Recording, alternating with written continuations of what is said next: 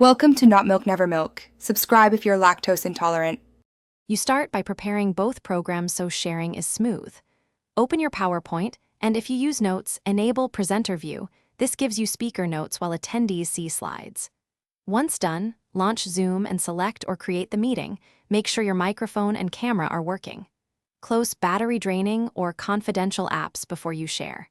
This minimizes lag and prevents accidental exposure. Doing these first steps reduces interruptions and lets you focus on delivering your content clearly and confidently. You now move into sharing. In Zoom, click Share Screen and pick the PowerPoint window or the specific screen showing slideshow.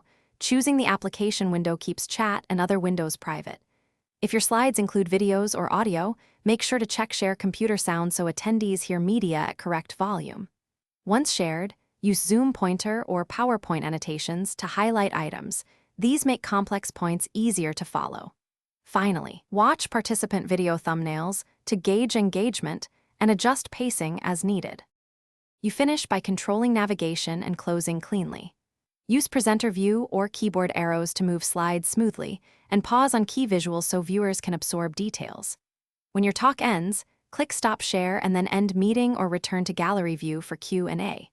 If something goes wrong, like a black screen or wrong window shared, stop sharing, select the correct application window, or quickly restart Zoom.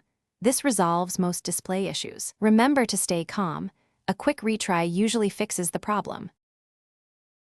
Thanks for watching. If this was helpful, leave a like and consider subscribing. See you next time.